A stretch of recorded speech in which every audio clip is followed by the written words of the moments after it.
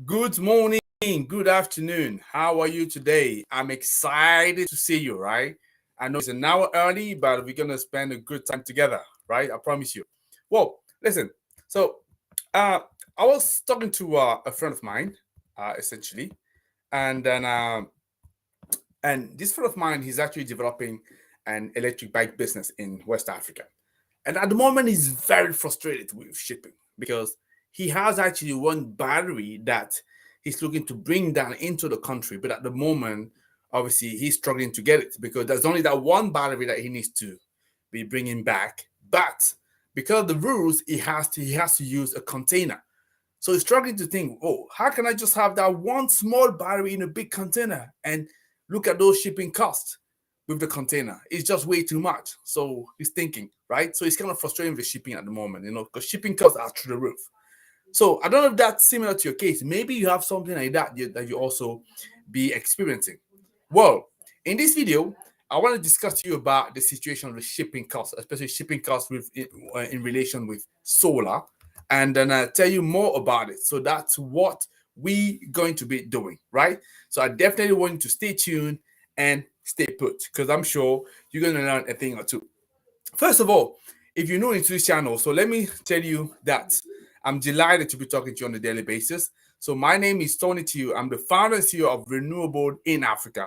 We are your global clean energy champion. Our goal is very, very simple.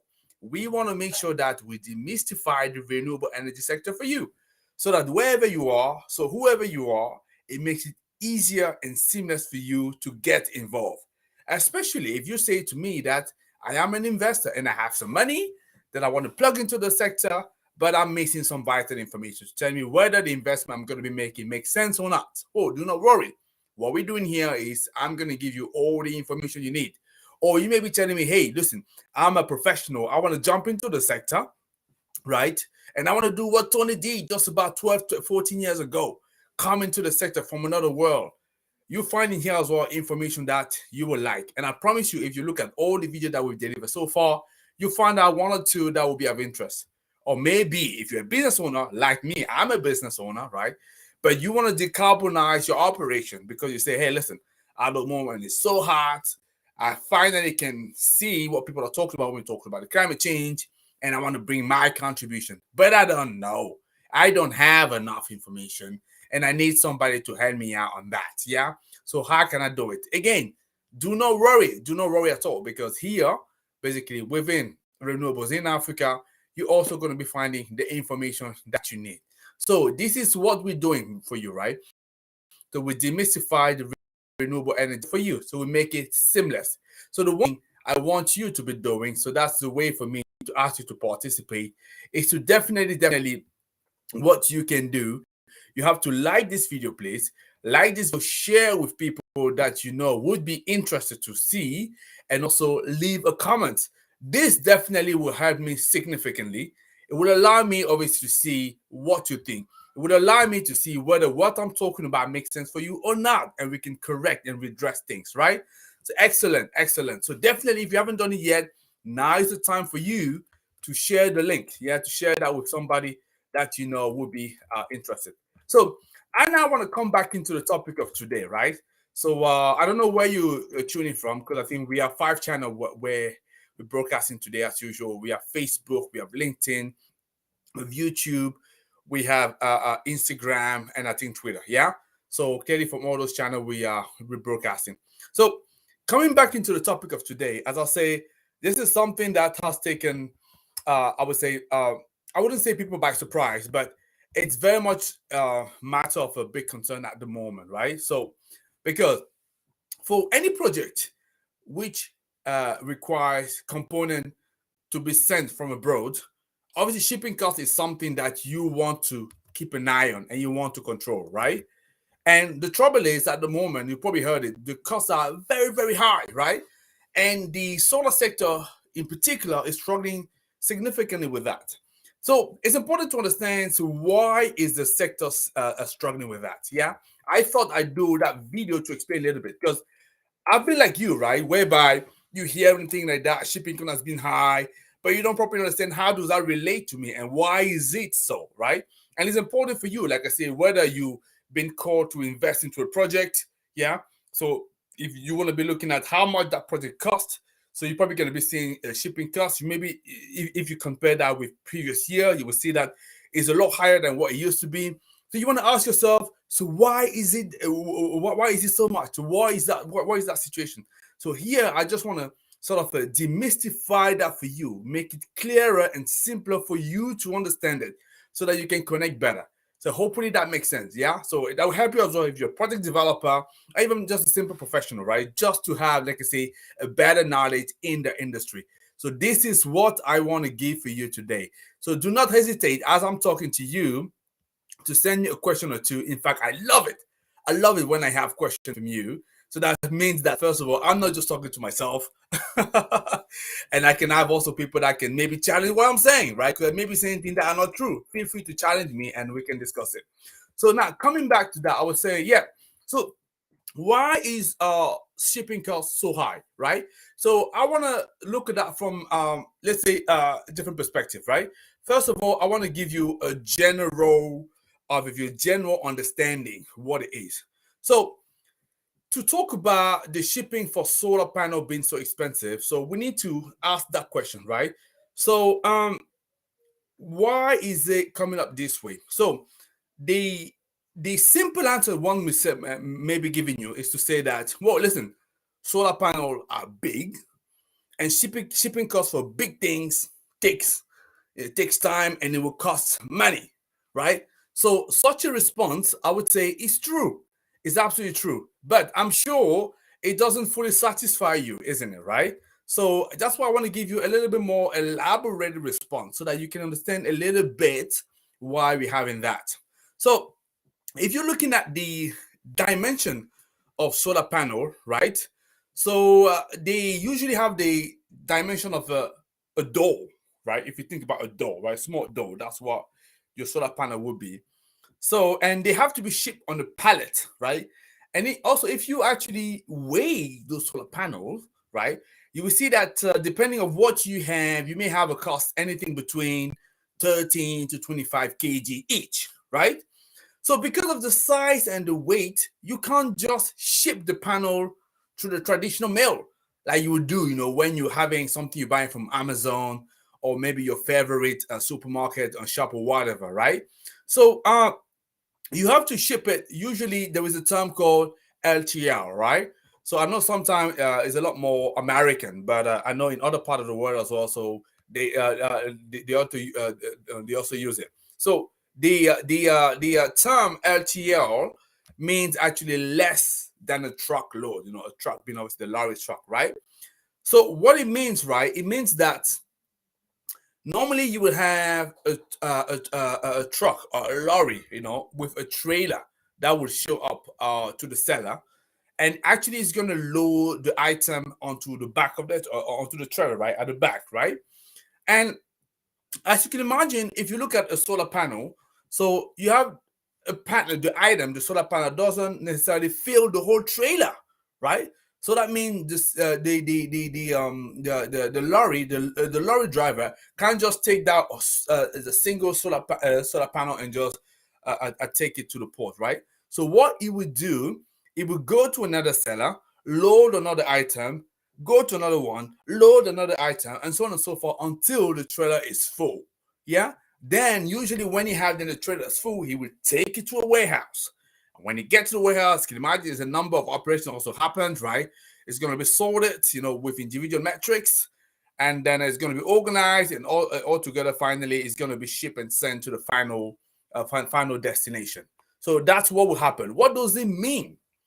It means that when you're shipping anything that is LTL, you end up having to to spend more money because it takes more time and it needs more people that are involved in the shipping process. Because as you can see, it's not just like I pick up that one thing, I take to the point and it's been shipped, right?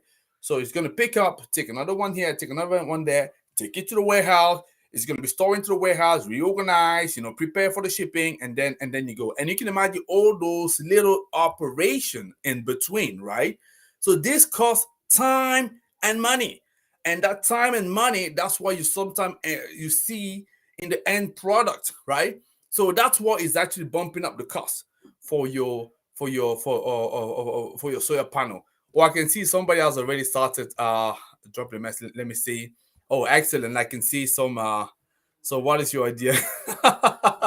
Somebody's already asking what's the idea to solve the problem. I come to that. I mean, right? So just give me a second or two. I definitely will come to that. So if you don't mind, so allow me to carry on with the presentation, carry on with what I have to say, and then and after that, I come back to your question, which is an excellent question, by the way. And that's what I like when people are asking me questions, right? Because it gives me the chance to maybe have complementary information, right?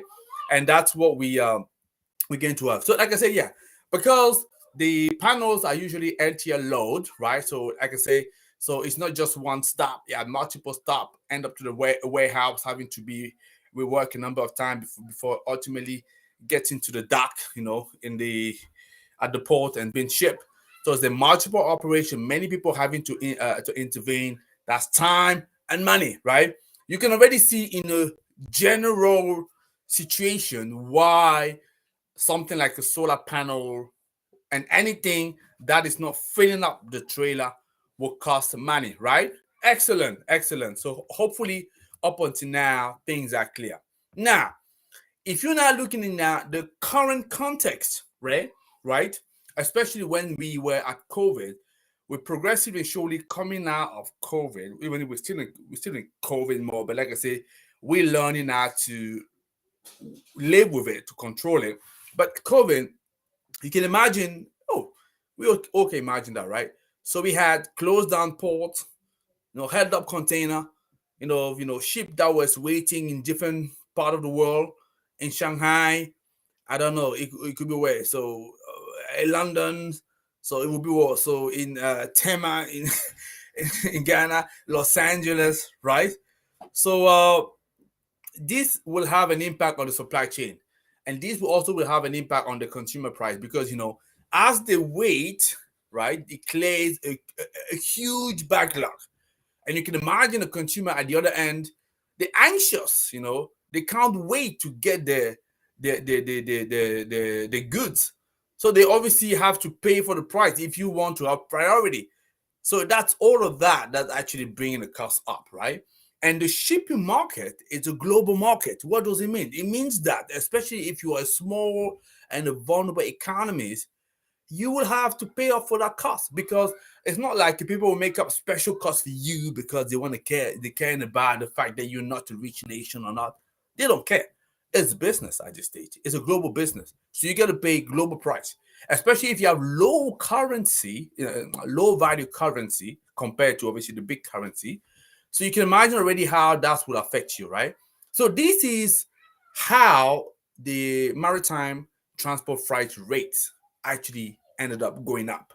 And that's how as well they ended up being passing that to the consumer prices. That's actually going up. See, yeah, you can see already how in the general context, so the solar panel is LTL load, meaning that it doesn't fill it doesn't fill up a trailer. So you're already paying a little higher than you would pay for a big let's say a big goods that can fill up a trailer. On top of that, you add up the current context of COVID, and how can I forget? How can I forget about that? In the current context as well, you also have now the context of the Ukraine-Russia war. Yeah, always the same thing coming back. Yeah, because we live in such in a globalized economies, and I'm sure you would have heard about it. The fact that many ports in Ukraine, the Black Sea, were blocked by the Russians. Because because of the conflict there. So you can imagine all the issues causing. Now everybody's talking about the food crisis in many places in the world. I know North Africa is struggling, and I think other parts as well. So this is what you see causing such a big constraint, yeah, and that's why you're having those costs going up, and the impact is significant. The impact is significant, right? Because I was saying that all of that, you can imagine that's yeah, this is how your freight rate going up and being passed on to the consumers, right? So, and the cost is very significant because um I was reading that. I can't remember what companies, or it was a reputable company would say that. But we're looking at the global consumer price, right? So let me check. So who it was, because I think I have it in my laptop. I can at least tell you if I can find that quickly. If not, you just have to rely rely on me for that. I just want to give you at least the reference so you can go and check. Okay, it looks like it will be a little bit challenging for me to find it. I can't find it just all of a sudden. Yeah, so I gotta be looking. No worries, guys. So please trust me on that. Yeah, trust me on that. But like I say, it's easy at the end of the day as well for you to do your research on internet, right? So you probably will see what I'm saying here. But the consumer prices, I mean, generally speaking, they've increased, consumer price by 1.5, 1.6%, right? That's on average. In the least developed countries where you have a number of emerging markets, for example, in Africa, this has sort of increased even more by 2.4%. And I'm sure part of it is due to the fact that, one, those nations import a lot. This is a problem, not having enough manufacturing at home. Part of the answer already, I'm here for you. And the second thing as well, I guess as well, it's the impact of the weak currencies, right, compared to the big currency that are dollar, euro, sterling, so on and so forth, right? So basically, the consumer price, why increased only 1.6% globally, in the least developed nations, 2.4%, and even more if you're a small island in developing state, it went to 8.1%. Significant, huge, big things, right? So you can see how it can create a huge issue. So that's the impact that we could see just the shipping cost. So that's definitely an index that in a globalized economy, in the global context that we have at the moment, it's good to keep an eye on that because it gives you an idea on how price going to go up or not. Especially, like I say, if you're an island nation, right? Very important to know.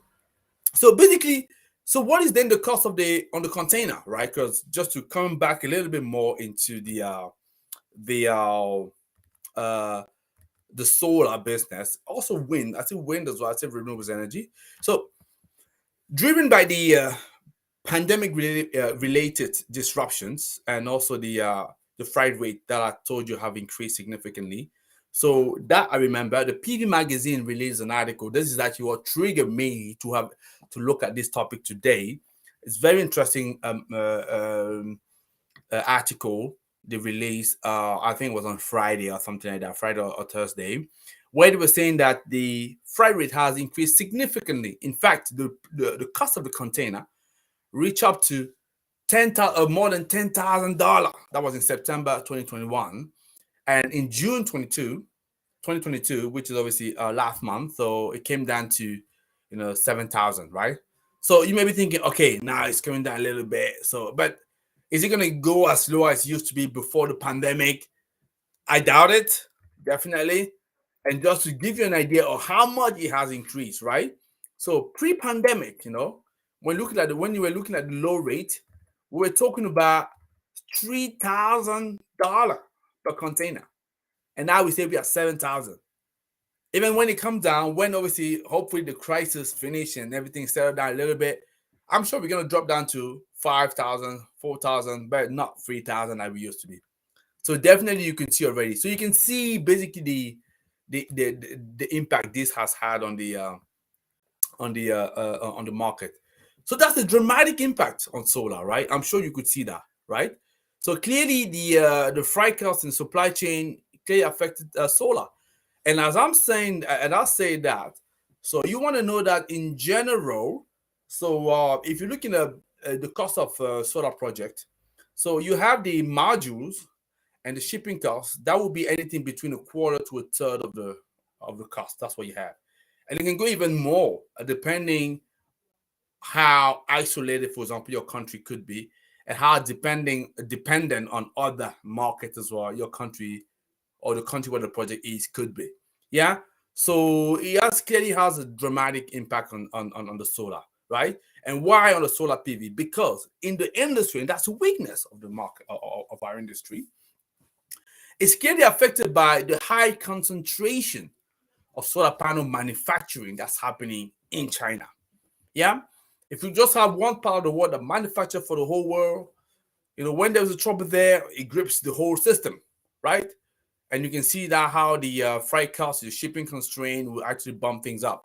Oh, by the way, although I was talking about solar, but it doesn't just affect solar panels, I want to say, but all the components in the system, right? If you took for the BOS, the balance system, all the components, the trackers, the inverters, the battery, just like my friend, as I was telling you at the beginning.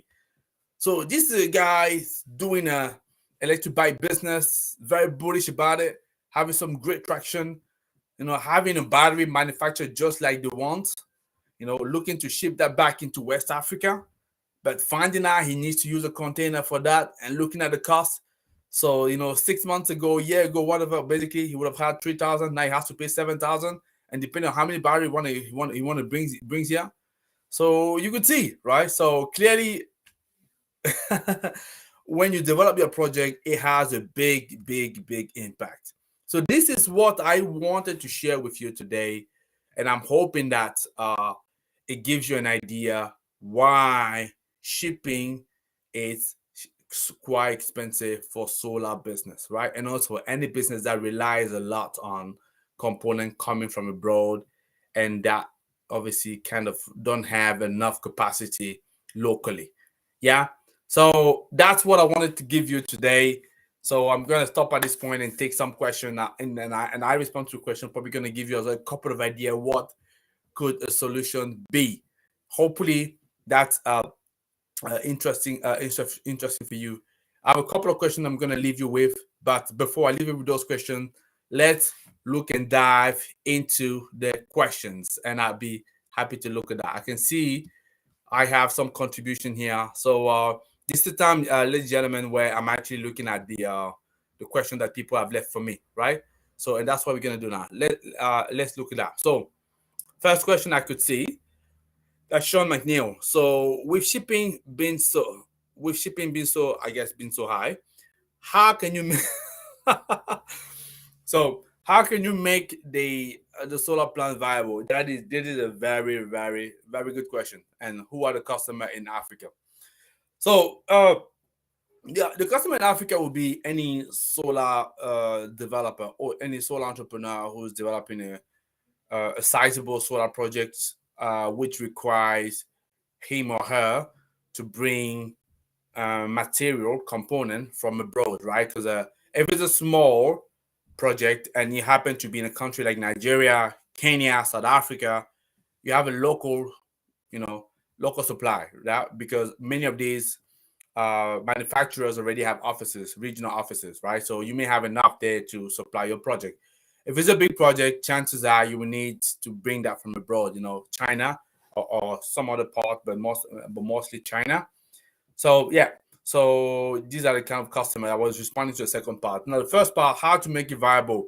That's $1 million questions, right?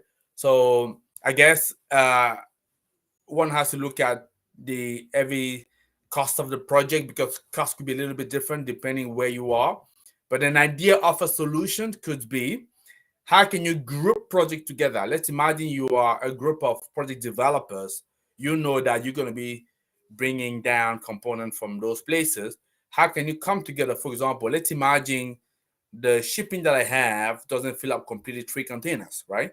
But I know somebody else is also doing that. We can come together, and the two of us, we combine, we split the cost.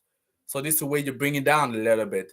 And also as much as possible, if you can also get all the components coming from the same place so that you don't have to do one in Shanghai, another one in India, another one in the US. So if as much as possible, if you can combine this, so you can bring the cost to a manageable place, and that's it.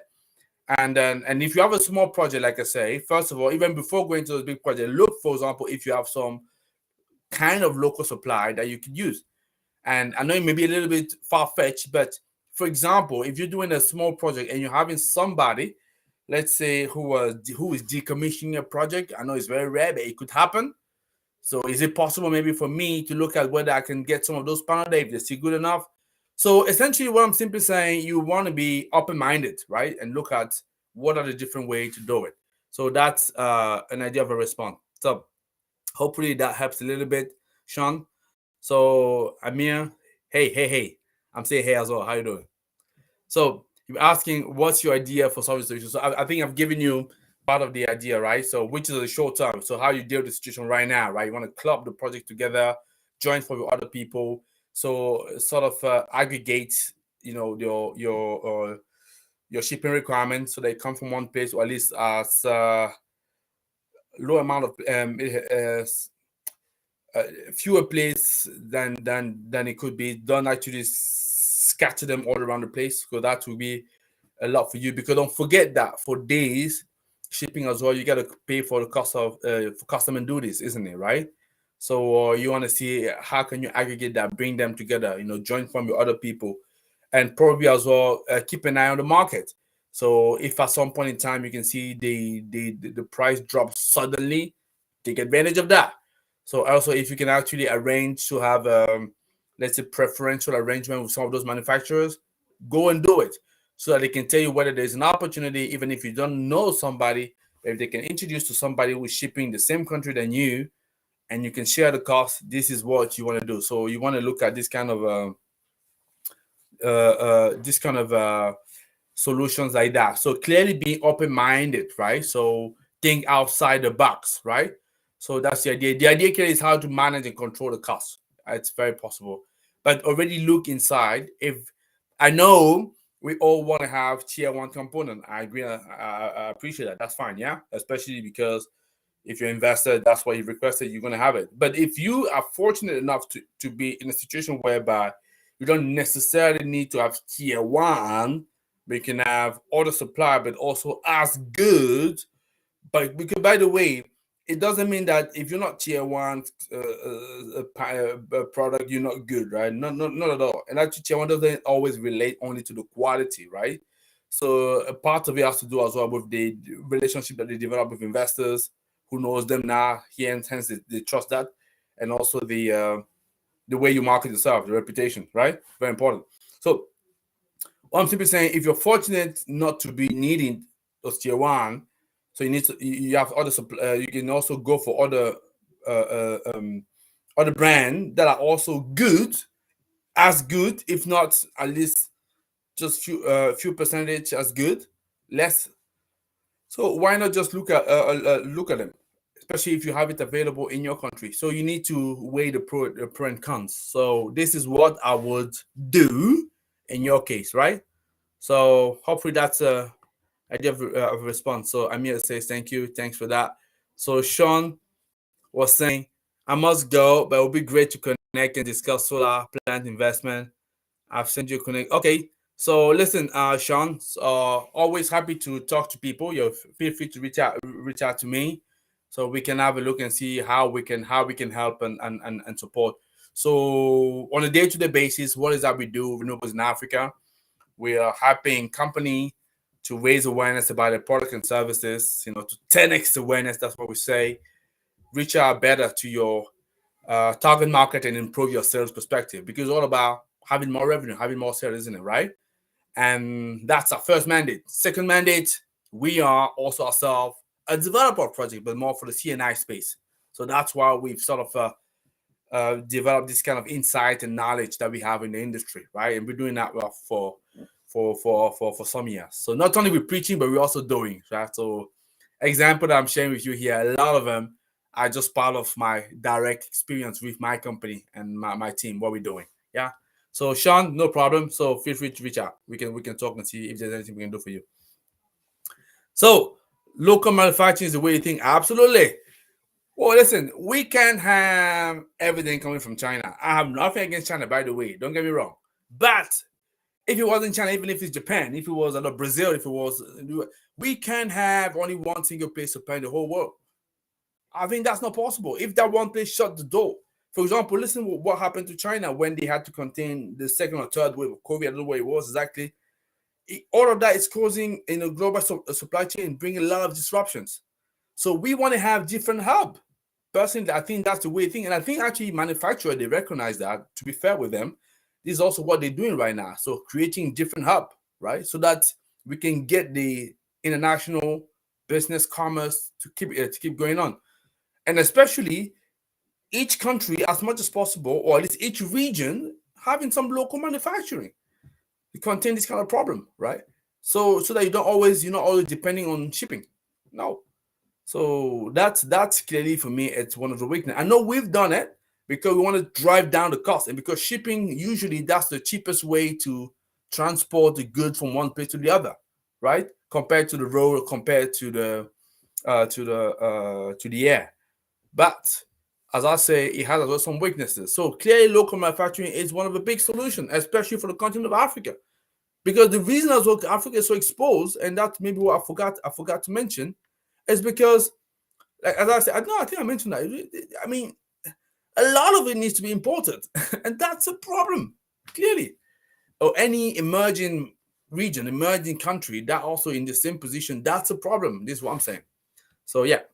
So I think Amir was just saying thank you. Yeah, thank you for you actually for attending. I appreciate that. I love having those interactive conversation like that. So it means that I don't not only just talk to myself, because when I prepare a topic and then I'm keen and willing to share, it's always good and great to have people in front of you, in front, way to say, at least people listening to you and that can react, as I speak.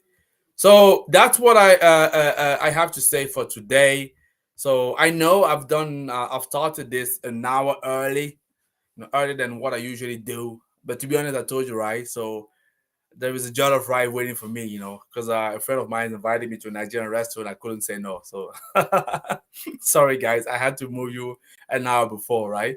So yeah, so that's why I'm having it. I'm having it early. So as opposed to canceling, because I don't want to cancel, because I enjoy our weekly conversation. On the Wednesday and on the Sunday, I say, hey, let's have it an hour early. Yeah, so at least we're still gonna have some few people. But I had also great opportunity to discuss with you and have some great reaction. So this is what we say. Probably gonna unless there was a very last questions. Any last questions? Please jump in right now or forever. Hold your thought. And yeah, so hopefully you know a thing or two now shipping. So in closing, what I want to tell you is I want to find out from you, have you been affected by shipping cost as well yourself? So whether you are in the sector, in renewables energy or not, or any other industry that requires a lot of shipping, that requires a lot of component coming from abroad. So have you been affected? So that's what I like to find out. Can you share your experience or leave there in the comments? Let me know. That'd be good to know. Yeah. And also, if you've been affected, so what are you doing, or what are your industries doing to mitigate the challenge in the short term, but also on the long term? So that would be quite interesting to find out from you. And I'm sure this is a way as well for me, I will learn. So that's all I had to say for today, ladies and gentlemen. As usual, it was a delight for me to talk to you. I very much, seriously enjoyed it. And then I'm sure you will see that. And I'm looking forward to talking to you on the next one, which we have on Wednesday, because you know that we're meeting on Wednesday, 5:30 BST time, 5:30 p.m. BST time on a Sunday. Normally, 2:30 p.m. BST time. Today we have it a little bit early. Come Mr. Tony, Reverend Tony, is going to have some good jollof rice. Yeah. So with friends, and also because I need to enjoy as well the Sunday with family and friends. So that's what I had to say, guys. Don't forget about what I say. Have you been affected? What do you think about that? So how do you solve it? Short term, long term? Let me know. And it'd be good to hear from you. That's it, guys. It's wonderful, wonderful to be able to talk to you, to exchange with you. And I'm looking forward to talking to you in the next few days. It would be on Wednesday. So, guys, you have